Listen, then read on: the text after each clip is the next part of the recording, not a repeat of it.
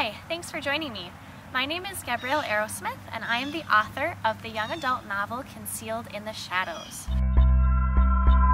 I am here in my lovely backyard today in a setting that the main character, Sydney, loves to immerse herself in. She loves to be outside, she loves to run, but she has a purpose when she's outside and when she's running. In the future that I have created for this novel, the government has some very strict confines for their citizens. So Sydney is bound to one county that she has to live her entire life within. This is enforced in this futuristic society through chip implants that all citizens are required to have. So Sydney has this chip implant in her wrist, and if she were to cross the county barrier, which is electric, she would receive shocks that would go through her body and kill her.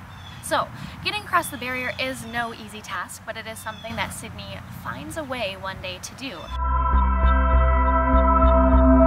This novel was published by Clean Teen Publishing, and one of the things that I love about Clean Teen Publishing is that they have a rating system. They use a predetermined system to place numerical values on different aspects of the book. So they gave this book a violence rating, for an example, and the violence level is a little bit high in this book because war is a real thing that we face in the world, and it is present in this novel. And when you have war present in fiction, there is usually going to be violence and death, so there are some of those elements. We also have a rating for language, for romance, and for alcohol smoking or drug use. This book has a YA rating. There is YAE, YA everyone.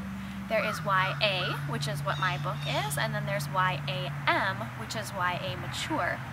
So this book is kind of in the middle, anywhere from 12 and up it may be appropriate.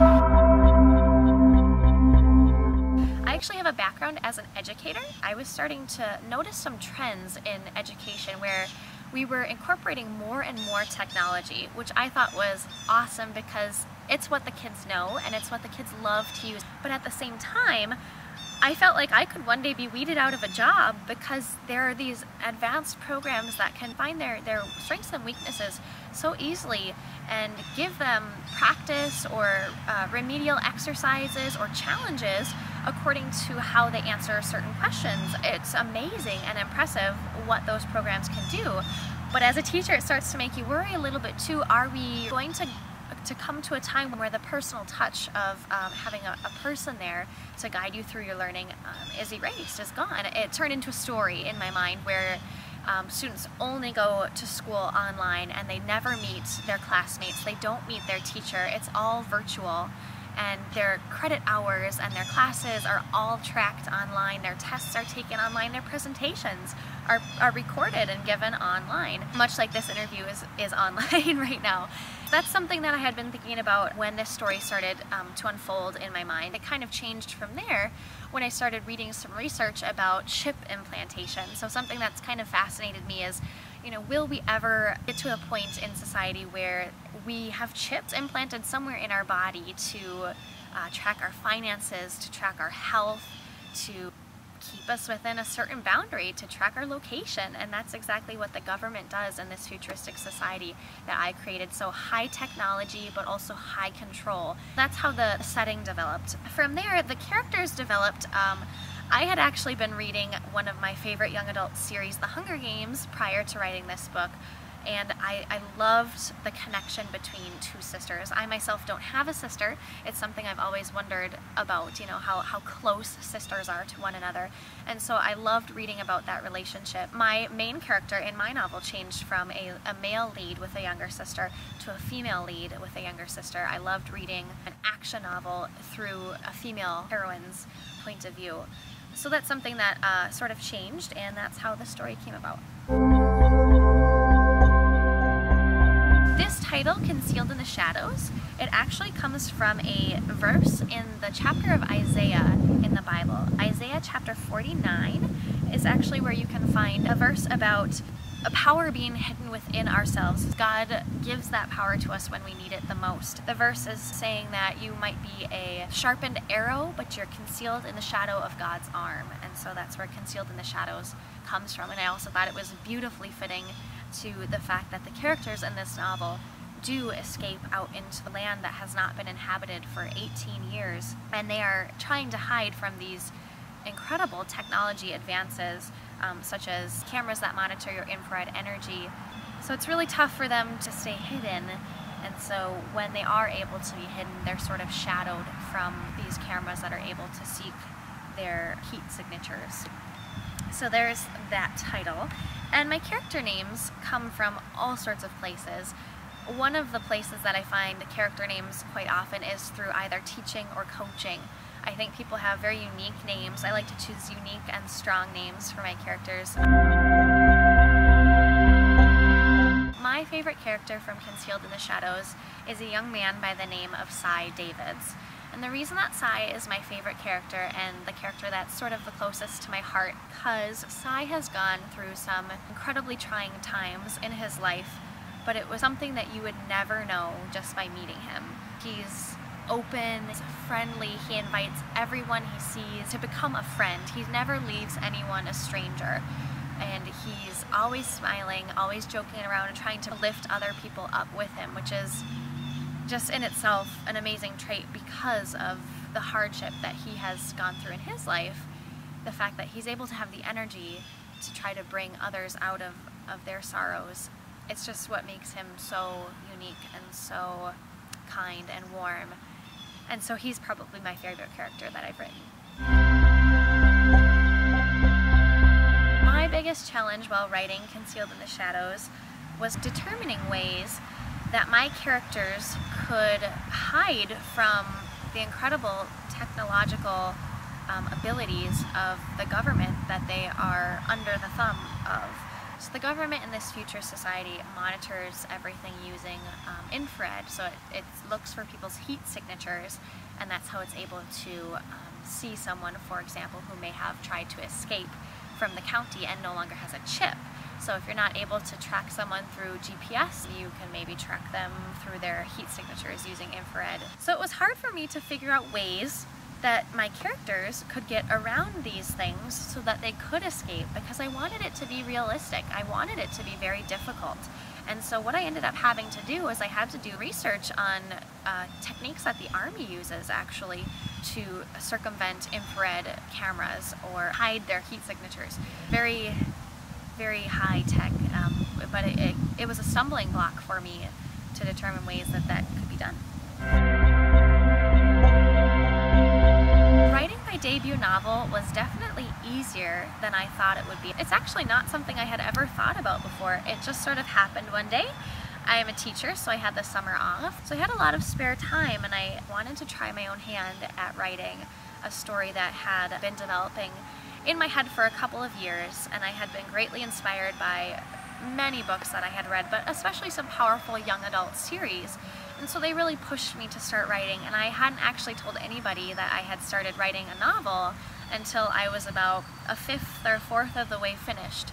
I was lying in bed at night sometimes, not sleeping, like I might have liked to have been, because I had so many ideas running through my head, and some of them were so exciting that my heart would just start racing, and I'd have to get, a paper and pen out and just jot some things down quickly for the following day, but the idea would continue to sort of weave its way into the story, so it really seemed to write itself. I think the ease of writing is evident in the pace that many readers have found in the novel. They've described it as fast-paced or high energy, or a book that they're unable to put down.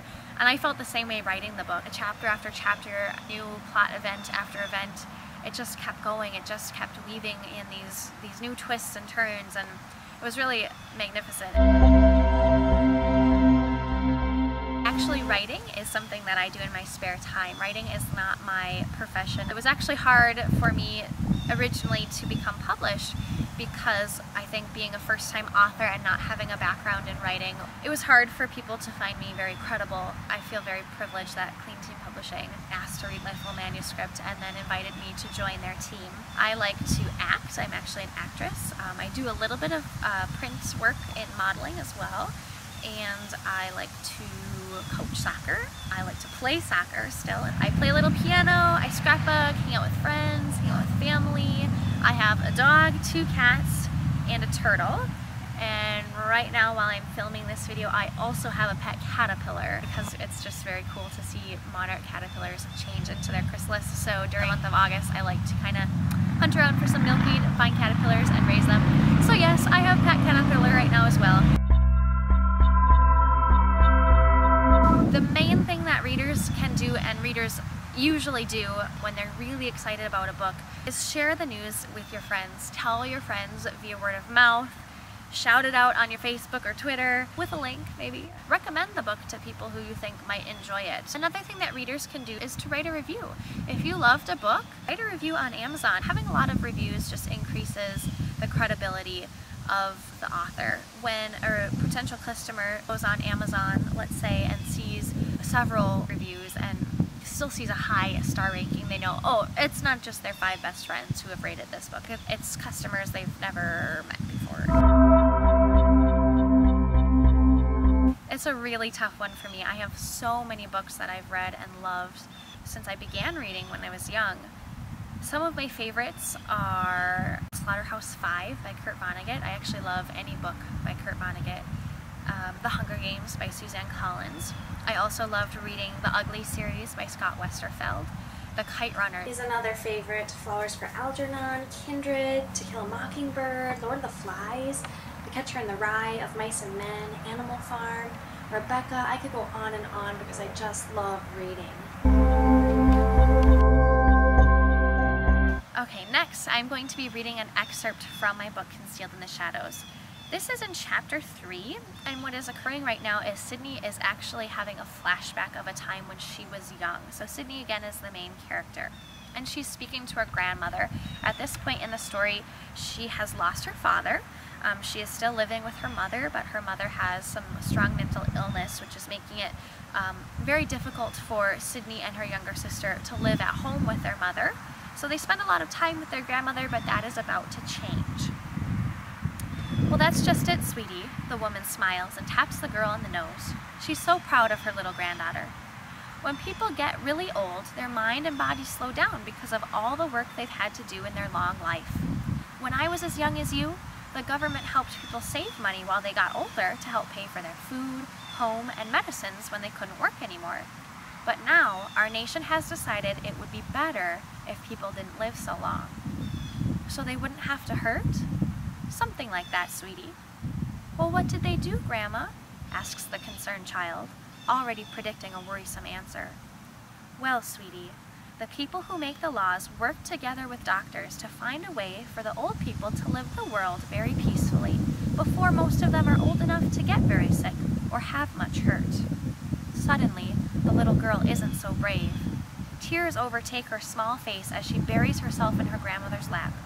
You're not going to let them take you away, are you, Grandma? You can't leave us. The desperate pleas of the helpless child prove to be too much for her grandmother. The tears escape her, too, but she fights to hold in the anger and revulsion in order to be strong for the sake of the child. I wish I could stay forever, sweetheart. I wish I could see you and your sister grow into the strong, beautiful women that I know you will become. I wish I could see your mother get healthy again. The tears try to choke off her words, but she forces them out. But you see, last night was my last Friday night sleepover with you and your sister. And sweetheart, she places her hand on the shoulder of the little girl and smiles. It was one of the best days of my life. I get to leave this world with warm memories of baking cookies and painting flowers with my 2 favorite people in the world. I don't want you to go, the child protests as her heart boils and her face floods. She pulls her grandmother's arms around her and buries her head into her chest as she begs. Just tell them you don't feel sick. Tell them you want to stay a little longer. She closes her eyes tightly and wishes that it were a nightmare. But already, the little girl knows better than hoping for happiness in her life. She knows there are no exceptions to the unchallengeable laws.